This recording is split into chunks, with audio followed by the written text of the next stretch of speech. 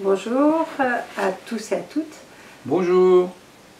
Donc aujourd'hui nous aurions voulu vous parler du livre Lecture d'aura, soins esséniens. Et on peut se poser la question déjà de qu'est-ce qu'une aura? L'aura, c'est vraiment l'énergie qui entoure le corps physique. Alors il n'y a pas évidemment qu'une aura, mais c'est ce qui protège à la fois et qui permet d'émettre ce qui nous correspond. C'est à la fois émetteur et récepteur, c'est un halo qui nous entoure, que certains vont avoir la capacité de voir, que d'autres sentent simplement, et qui va nous permettre à la fois de donner et à la fois de recevoir une information qui peut nous correspondre. Et le problème, c'est quand cette aura peut avoir une faille, ou peut avoir une brèche, ou peut avoir une anomalie. Alors maintenant, qui peut lire l'aura? Ça, c'est une question que tous les étudiants se posent. Comment faire? Est-ce que je vais pouvoir lire l'aura si je viens à vos cours? Et là, nous répondons que vraiment, toute personne peut voir l'aura. Toute personne qui est persévérante et qui veut voir l'aura va pouvoir le faire. Et il y a des empêchements, il y a du retard, du temps pour pouvoir arriver à voir l'aura, et tout ça, ça dépend de lâcher prise de la personne, ça dépend de la persévérance, ça dépend aussi des répétitions, de la lecture de l'aura, et tout ça, c'est comme un musicien, c'est comme un artiste qui veut peindre. Il faut de la persévérance, il faut aimer ce que l'on fait, et on peut tout faire si vraiment la volonté est là, et il n'y a pas d'impossible. Anne, maintenant, que signifie on parle de couleur dans l'aura, on parle d'asymétrie, on parle de luminosité. Et ceci, ça fait partie intégrante de l'aura qui paraît autour de toute personne.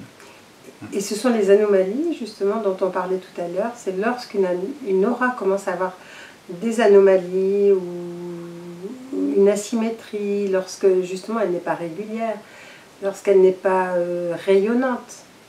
À ce moment-là, on peut se dire, bon, mais il y a derrière quelque chose qui ne va pas, c'est-à-dire que l'âme est en train de vouloir donner un message.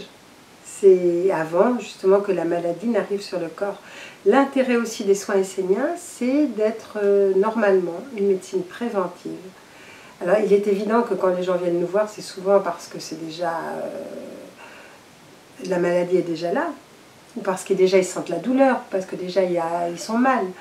Mais en fait, on devrait pouvoir, par la lecture d'aura et les soins esséniens, arriver à ce que la maladie n'atteigne jamais le corps physique. Et c'est un des grands principes des soins esséniens.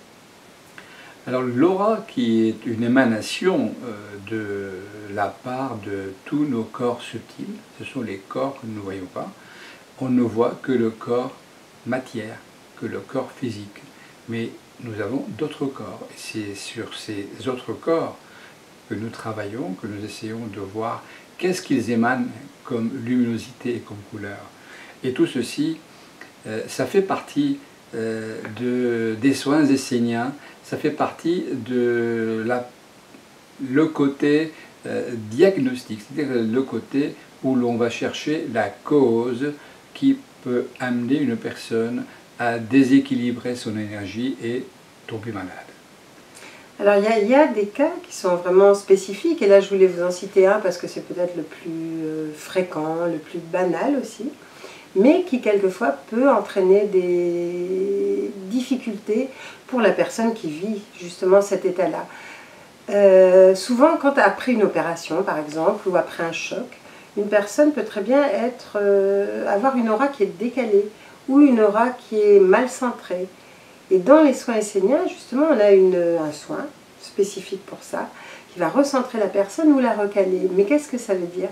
Ça veut dire que cette personne, pendant des semaines, pendant des jours, des semaines, quelquefois des mois, va se sentir complètement à côté de ses chaussures, comme on dit chez nous, Elle va être flottante, elle va perdre l'équilibre, elle va se sentir pas bien, elle va ne pas arriver à avoir les idées claires, ou ne plus arriver à conduire la voiture parce qu'elle se sent toujours flottante ou prête à perdre connaissance.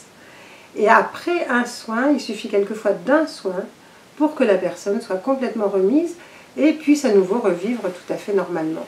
Donc c'est, bon, disons, c'était pour vous donner, c'est pour donner un exemple. Voilà.